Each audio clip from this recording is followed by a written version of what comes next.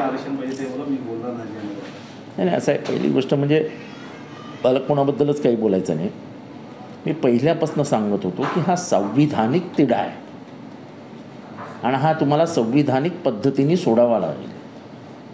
माथी गरम करून, लोकांना अपशब्द बोलून, एक दुसऱ्यांना कुस्तीसारखं आव्हान देऊन हा वाद मिटणारा नाही आहे.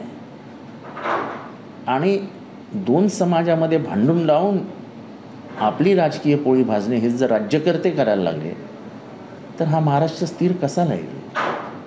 माझं अजूनही म्हणणं तेच आहे की हा संविधानिक लढाई आहे की सगळ्यांनी एकत्र बसून सगळ्यांचीच जेवढी राजकीय क्षमता आहे, विचार करण्याची क्षमता आहे, त्याचा बरोबर उपयोग करून हा प्रश्न सोडवला पाहिजे. 24 तारीख झाली, आता 24 तारीख आली, काही होणार नव्हतं 24 तारखेपर्यंत. अजून 2 24 तारखा गेल्या तरी काही होणार नाही आहे. ह्याच्यातनं निष्कारण सामाजिक अस्थिरता निर्माण होते आणि हे महाराष्ट्राच्या हिताची नाही. मुख्यमंत्र्यांचं म्हणणं आहे की शेवटपर्यंत न्याय दिला जाईल. नाही, आता मुख्यमंत्र्यांच्या बोलण्यावर मला काही बोलायचंच नाही. त्यांनी 24 तारीख दिली होती ना, काही झालं का? मी पहिल्यांदाच सांगितलं होतं की 24 तारखेपर्यंत काहीच होणार नाही. आता कसं आहे की महाराष्ट्रामध्ये सध्या कोणी काही बोलतं, कोणी कशावरही बोलतं. एवढ्या खालच्या पातळीचं राजकारण महाराष्ट्रात मी कधी बघितलं नव्हतं आणि ह्याच्यामध्ये पडण्यासारखं पण नाही. आता सर, अयोध्या संदर्भात आता मी तुम्हाला सांगतो, मला आत्ता निफाडवरनं फोन आला होता. त्या निफाडवरच्या पोरांना, OBC पोरांना तिथल्या तहसीलदारांनी हाकलून दिलं की तुमच्यासाठी जागाच नाही.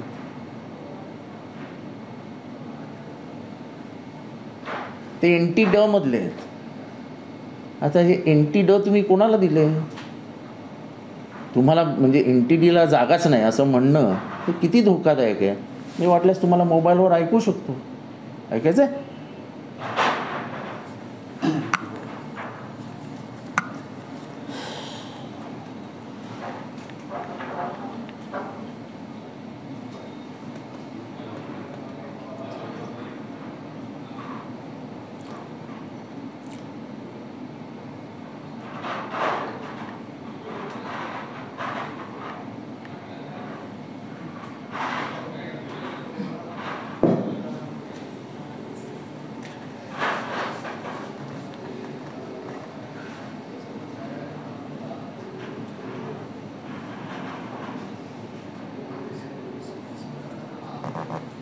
ती पोरं तुझ्या बाजूला आहेत का? दे त्यांना.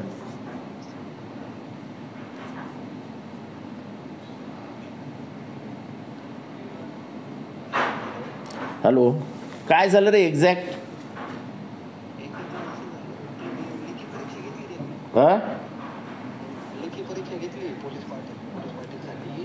मधूनच घेतली आणि आता जेव्हा डॉक्युमेंट व्हेरिफिकेशन झालं त्यामध्ये त्यांनी OBC मध्ये फक्त आपले जेवढे वंजारी वगैरे जेवढे कॅन्डिडेट होते ना ते सगळे काढून टाकले आणि OBC साठी त्यांनी फक्त मराठा कॅन्डिडेट गाय धरले.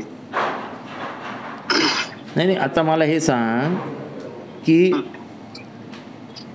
ते कुणब्यांना आरक्षण आहेच, पण कुणबी NT-D मध्ये बसतात का? त्यांनी तोच नाही 1994चा काहीतरी नियम आहे ते म्हणा आम्हाला वरून सरकारने दिलाय आता आणि त्यानुसार त्यांनी हे करायला लावलंय बुवा. मग यांना जर OBC मध्ये जर त्यांनी अपयश नव्हतं तर मग त्यांनी लेखी परीक्षेसाठी आपल्याला काही का धरलं बुवा असं कॅन्डिडेट आमचं म्हणणं आहे. त्यांनी लेखी परीक्षा दिली होती का? हो, लेखी परीक्षा दिली. आपल्याला ओरल साठी पण प्राप्त ठरलोय आपण. नाही, पण ते NT-D मध्ये कसे येऊ शकतात?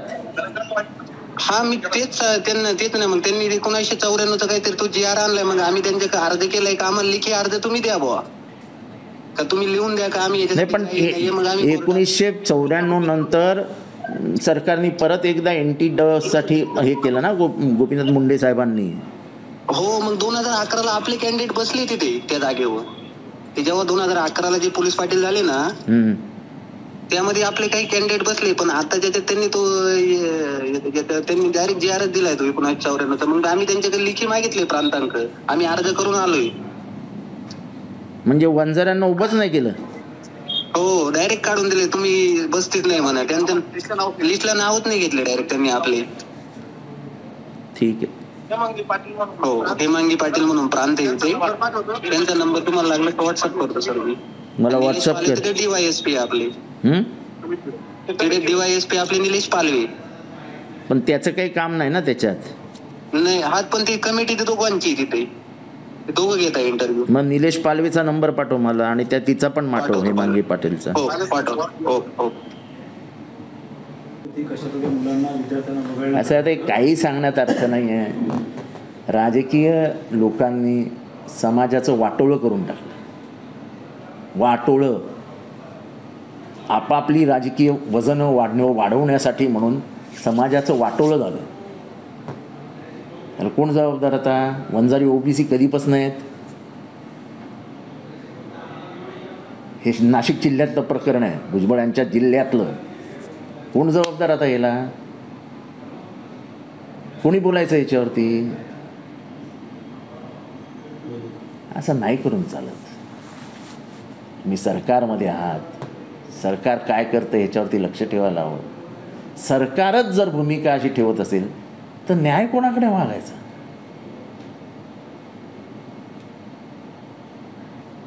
मराठा आरक्षणाला आम्ही कायम समर्थन दिलं आहे.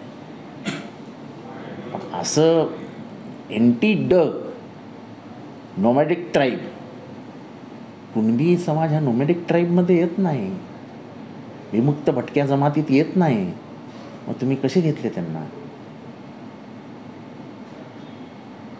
ओपन OBC आहे ना, त्या ओपन OBCमध्ये घ्या ना. या भटक्या आणि विमुक्त जाती आहेत. खरं तर यांना STचं आरक्षण मिळायला पाहिजे. राजस्थानमध्ये, ओरिसामध्ये, तेलंगणामध्ये वंजारी हा समाज शेड्यूल्ड ट्राईबमध्ये आहे.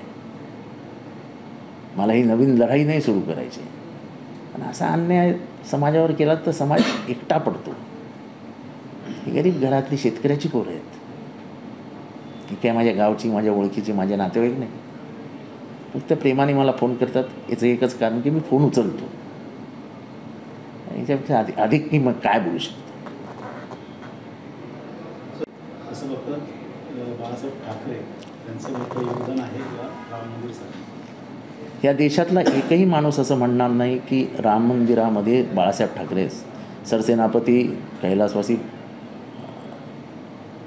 बाळासाहेब ठाकरे यांचं योगदान नाही. जेव्हा बाबरी मशीद कोसळली, पाडण्यात आली, आणि जेव्हा एकही जण ती जबाबदारी घ्यायला पुढे येत नव्हता की होय मी पाडली म्हणून सांगायचे, जबाबदारी घ्यावी लागते ना. एखादी कृत्य केल्यानंतर त्याची जबाबदारी, परिणामांची चिंता न करता जबाबदारी घ्यावी लागते. तेव्हा बाळासाहेबांनी जबाबदारी घेतली आणि सांगितलं होय मला गर्व आहे की माझ्या शिवसैनिकांनी ती पाडली. खरं तर त्यांना ते बोलायची गरज नव्हती, पण सगळे कुठे पळून गेले म्हणून त्यांनी ते वाक्य बोलले. ते आता त्यांना म्हणजे त्यांच्या ज्या घरातनं हे सगळं घडलं त्या घरच्यांना जर बोलवत नसतील तर हे दुर्दैवी बाब आहे. गेलं तर जास्त किंमत त्यांना मिळेल का? नाही, आता कोणाला किंमत मिळेल, कोणाला भाव मिळेल, कोणाचं किती भाव आहे हे काय सांगण्यासाठी मी इथे बसलेलो नाही आहे. त्यामुळे बोलवायला हवं होतं. सर जानेवारीच्या पहिल्या आठवड्यात राष्ट्रवादीचे सुद्धा आमदार पत्राची सुनावणी होणार आहे. ठीक आहे ना, न्यायालयीन प्रक्रिया आहे. अध्यक्ष हे न्यायाधीश आहेत. न्यायाधीशांपुढे जाऊन आम्ही आमचं म्हणणं मांडू. कारण का महाराष्ट्रातल्या कोणालाही विचारा राष्ट्रवादी कोणाची, त्याचं उत्तर शरद पवारांची असंच येतं. मात्र नार्वेकर कुठं वेळ काढूपणा करतात का आलेल्या निर्णयासंदर्भात? आता ह्याच्याबद्दल काय बोलायचं? 1.5 वर्ष झालं सरकार आहे. हे सरकार कसं आलं आहे अख्ख्या महाराष्ट्राला माहिती आहे. 1.5 वर्ष हे सरकार चालतं, ह्याचाच अर्थ न्याय मिळत नाही. न्यायाच्या प्रतीक्षेत आहोत, मिळेल अशी अपेक्षा. सर, लोकसभेच्या जागेसाठी आता शिवसेनेने सांगितले की आम्ही 23 जागा लढवू. आणि हे सर्व काही गोष्टी जे आहेत ते राहुल गांधी असतील, सोनिया गांधी असतील, बर्गे यांच्यावर चर्चा आली आहे. दुसरीकडे आता काँग्रेस देखील म्हणते की 25 जागा रणनीतीत ठरवली आहे. तर आपलं या संदर्भात कसं मत असेल की आपलं राष्ट्रवादीचं? मी एवढा मोठा नेता नाही. काय ठरते ते पवारसाहेब, सोनिया गांधी आणि उद्धवसाहेब ठाकरे यांच्यामध्ये ठरेल. त्यामुळे ह्या प्रश्नावर मला काही बोलायचं नाही. सर, अमोल गडकरींकडनं आता राष्ट्रवादी फुटल्याचा आणि सोडल्याचा जो आहे आता कबुली त्यांनी दिलेली आहे. पहिला जर दोन्ही गट जर सांगत असेल की कुठेही फुटली नाही किंवा हे जर केले नाही, आता त्यांनी अशा प्रकारची कबुली दिली. अमोल मुटके काय बोलतात ह्याच्यावरती बोलायला मला. जरांगे पाटिल और सरकार के बीच में हे बघा, मी बोलतो ते मी स्पष्ट बोलतो. मी माझ्या विधानावरनं हलत नाही. मी आजही सांगतो की कोणालाही निधी विरोधी पक्षात मिळाला असेल तर त्यांनी तो नाकारायला हवा होता. कारण का विरोधी पक्ष एक असा गणला जातो. एकाला मिळून बाकीच्या 50 जणांना मिळणार नसेल तर काय अर्थ आहे? आता मला 0 निधी आहे, 0% निधी आहे. असे माझ्यासाहेब यशोमती ठाकूरला 0% आहेत. प्राजक्त तनपुरेला 0% निधी आहे. बाळासाहेब पाटलांना 0% निधी आहे. आम्ही काय पाप केलं एवढंच माझं म्हणणं आहे. बाकी कोणाला निधी मिळाला याच्याबद्दल मला कुठेही दुःख नाही आणि आम्हाला मिळाला नाही तरी आम्हाला दुःख नाही. फक्त माझं एवढंच म्हणणं होतं की हा निधी आम्ही समाजाच्या कल्याणासाठी वापरतो, समाजाच्या हितासाठी वापरतो. तो काय आम्ही आमच्या घरात नेत नाही. राजकारण करताना समोरचा भाग म्हणजे विरोधी पक्ष आणि सत्ताधारी पक्ष, ठीक आहे, तुम्ही सत्ताधारी पक्षाला 1 रुपया द्याल पण विरोधी पक्षाला 20 पैसे तर द्या. आणि असं करून तुम्ही निवडणुका जिंकू नाही शकत. असं करून माझ्या मतदारसंघात चित्र उलटं खराब होईल की हे जितेंद्र आव्हाडला कुठल्या लेवलला जाऊन त्रास देत आहेत. तुम्ही पोलीस केस करणार, तुम्ही पोलीस स्टेशनमधनं आमच्या लोकांना टाईट करण्याचा प्रयत्न करणार, दमदाटी करून आम्हाला आमच्या पोरांना तुम्ही आत घालण्याचा प्रयत्न करून आपल्या पक्षात घेणार. हे सगळं जनतेला माहीत असतं आणि मतदान जनता करते आणि ती पैशावर नाही करत. हा माणूस किती काम करतो, हा माणसाचा ॲक्सेस किती आहे, हा किती वेळा किती पटकन आपल्यासाठी धावून येऊ शकतो, ह्याच्यावरती जनता मतदान करते. हे यांच्या डोक्यात कोणी टाकलं मला माहीत नाही की जितेंद्र आव्हाडला पाडायचं असेल तर सरकारी निधी बंद करा. सरकारी निधी बंद करून तुम्ही जितेंद्र आव्हाडला पाडू नाही शकत.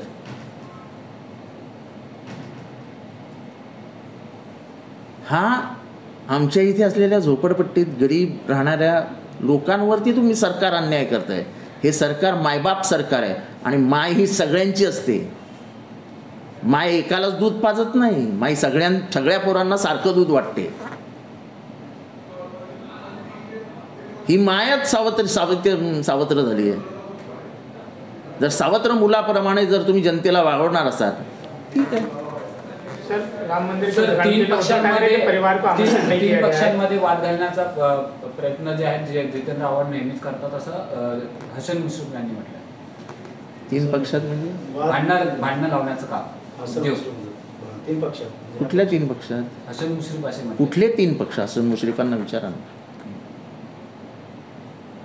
हसन मुश्रीफांना विचारा ना कुठले 3 पक्ष. त्यांनी असं म्हटलं की 3 पक्षांमध्ये भांडणं लावण्याचा उद्योग फक्त जितेंद्र आव्हाड करतात. हसन मुश्रीफांना विचारा ना. मी त्यांच्यावर कधी त्यांच्याबद्दल बोलून भांडण लावलं होतं आणि माझ्या आणि त्यांच्या कुठल्या वादामुळे ते बाहेर गेले हे त्यांनी सांगावं ना. मी कधी त्यांच्याशी बोललो तरी आहे काय? एवढ्या 18 वर्षाच्या 20 वर्षाच्या माझ्या राजकीय जीवनामध्ये मी 5 मिनटंही बोललो नसेल हसन मुश्रीफांची. 5 मिनटं.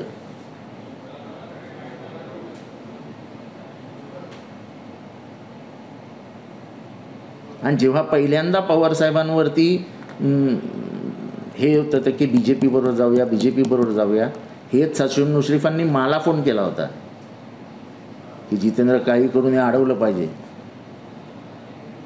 ते सगळं मागचं काढायचं नाही, पण तुम्ही जर माझ्याबद्दल असंच बोलणार असाल चुकीचं, हसन मुश्रीफांनी सांगावं माझ्याशी 10 मिनिटं बोलून ते चहा पेलेत का?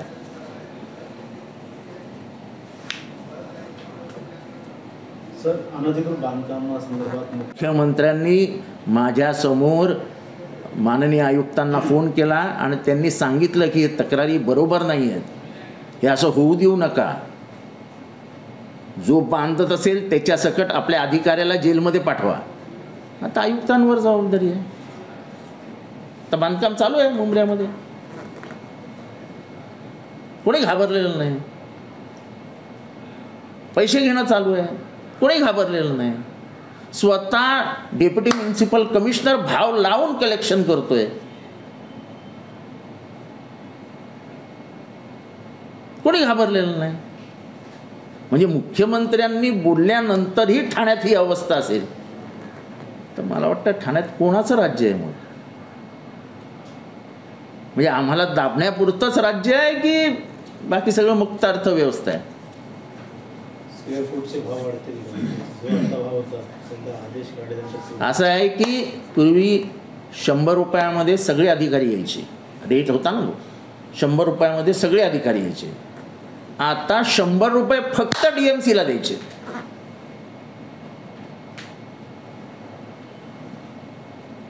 कारण का DMC पॉलिटिकल फायनान्सर झाला आहे. DMC हा सर्व पक्षांना 10 लाख 15 लाख 17 लाख असे वाटत असतो आणि त्याच्यातनं विरोधी पक्षाचे कार्यक्रम होत असतात. मी त्याच्याकडनं 1 रुपया नाही घेतला म्हणून हे सगळं मी बोलू शकतो. मी कुठल्याही बिल्डरकडनं रुपया नाही घेतला म्हणून मी हे सगळं बोलू शकतो. सर, राम मंदिर उद्घाटन केलं, महापालिकेने आता कारवाई करायला सुरुवात केली 5 जण. मात्र त्यांचं म्हणणं आहे की आम्ही भिवंडीत जाऊन टाकतोय, ठाण्याच्या हद्दीत टाकत नाही. प्रदूषण तुम्ही वाढतंय. कुठेही टाकताय तरी ठाणे जिल्ह्यातच टाकताय ना. अख्खी खाडी प्रदूषित होते ना. ही जमीन मालक कोण आहे ह्याची चौकशी करा. त्या जमीन मालकांच्या पोरांनी येऊन राष्ट्रवादीच्या कार्यकर्त्यांना दम दिला की परत तिथे दिसल्यास तंगड्यात उडून टाकू. आम्ही काय आमच्या स्वतःच्या हितासाठी करत नाही आहे. अख्ख्या ठाण्यामध्ये जो कचऱ्याचा वास पसरला त्याच्या विरुद्ध राष्ट्रवादी काँग्रेस उभी राहिली. त्याच्या विरुद्ध जाऊन मी स्वतः तिथे गेलो. आमचे कार्यकर्ते नंतर गेले, गाड्या फुटल्या, तरी सरकारला जाग येत नाही, पोलीस यंत्रणेला जाग येत नाही. 100 एकरच्या जागेवरती भरणी होणार असेल कचऱ्याची तर तुम्ही फायदा कोणाचा करताय? जमीन मालकाला भरणी करून हवी आहे, त्यानंतर तिथे अनधिकृत. ABP माझा, उघडा डोळे बघा नीट.